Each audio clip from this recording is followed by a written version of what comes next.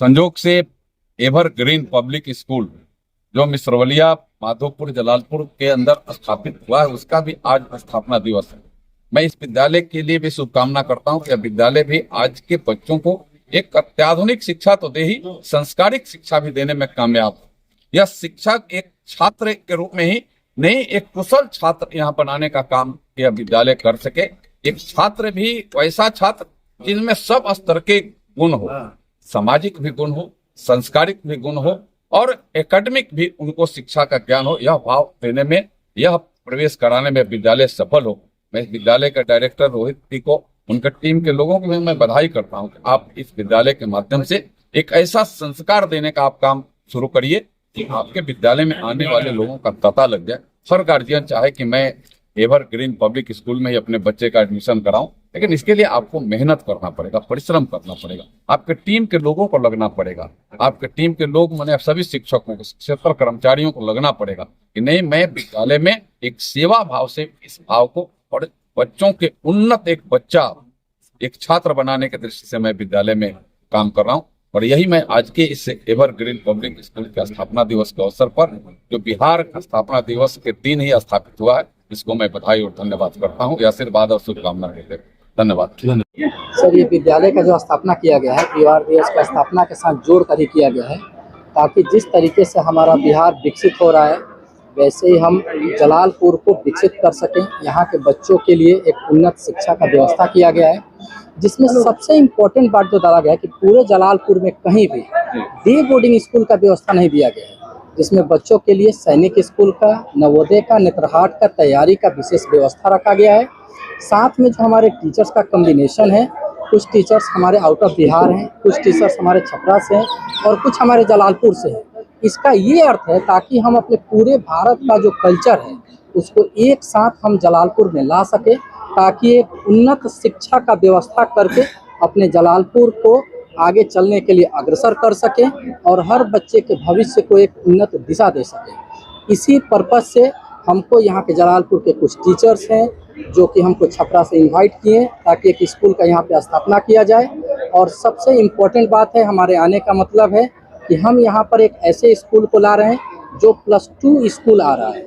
साथ में हम लोग 11th और 12th का अलग से व्यवस्था किए हुए हैं, ताकि बच्चों को बाहर ना जाना पड़े। जो बच्चे सफ़र कर रहे हैं, खासकर लड़कियां जिनको 10th के बाद पेरेंट्स को चिंता हो रही है कि हमारी बच्चियां कैसे बाहर जाके पढ़ेंगी, उन सब को व्यवस्था दिया गया है ताकि वो यहीं पर रहकर और अपने 11th और 12th को पढ़ाई को कर सकें और उनको हर प्रकार की सुविधा दी जा सके, ताकि उनकी तरक्की के माध्यम को अग्रसर किया जा सके। सर, हमारे पास शुरू में जब हम आए थे तो यहाँ पर एडमिशन चार्जेस को लेकर बहुत ज़्यादा चर्चा थी कि जलालपुर में कुछ ऐसे स्कूल हैं जहाँ एडमिशन चार्जेस बहुत ज़्यादा है।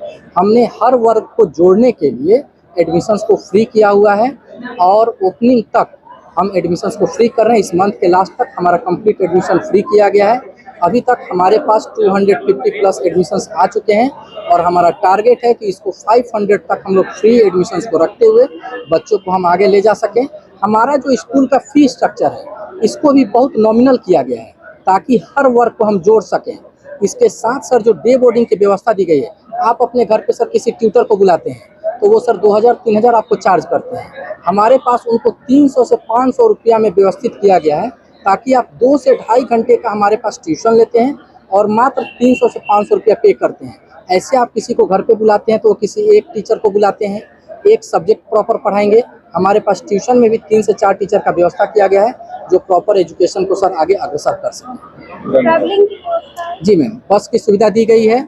स्कूल कैंपस से 10 किलोमीटर के रेडियस में हमारी गाड़ी जाएगी ताकि बच्चों को कहीं भी असुविधा ना हो। बच्चों को स्पेशली जो कि आमतौर पे स्कूल में नहीं देखा जाता है कि better communication skill, financial education and आज के ज़माने में जैसे AI स्किल्स बहुत मैटर करते हैं डिजिटल ग्रोथ के लिए। तो इस स्कूल में ये एजुकेशन की व्यवस्था की गई है ताकि हमारे जो बच्चे हैं वो टेक्नोलॉजिकल स्किल सीखें, फाइनेंशियल स्किल सीखें और आगे जाके कम्युनिकेशन स्किल में बहुत ही ज़्यादा बेटर बने, ताकि उनको बिहार छोड़ के फिर बाहर जाने का नौबत न आए। इसलिए क्या लगता है कि जलालपुर में इतने सारे इंस्टीट्यूट है स्कूलें हैं, उससे कुछ अलग है ये? जी सर, बिल्कुल सर, क्योंकि यहाँ आमतौर पे स्कूल पे यहाँ पे सिखाए जाते हैं जो भी सिलेबस होते हैं, बस उतना पढ़ा के यहाँ पे स्कूल में छोड़ दिया जाता है। बट उसको कैसे अपने लाइफ में उतारना है, अपने कैरियर में उसको कैसे सम्मानित करना है, और सबसे बड़ी बात है आज के डेट में जिसके पास कोई स्किल है वो मैटर करता है। तो यहाँ हम लोग एजुकेशन के साथ साथ टेक्निकल स्किल्स, कम्युनिकेशन स्किल, ये सब व्यवस्था किए हुए हैं ताकि आगे चल के हमारे बच्चे यहीं निकल के यहीं बिहार में रह के बिहार का ग्रोथ में अपना ये करें।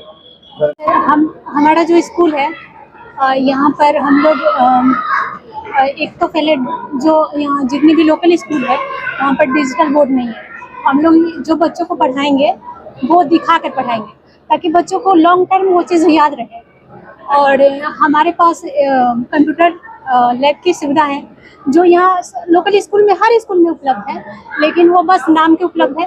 और यहाँ पर हम लोग ऐसा नाम नहीं दे रहे हैं बल्कि हम लोग उनके उसका प्रैक्टिकल करा के सिखाएंगे बच्चों को। इसलिए मैं चाहूँगी कि हमारे स्कूल से सारे लोग जुड़े और एक अच्छी व्यवस्था से मतलब वो अपना।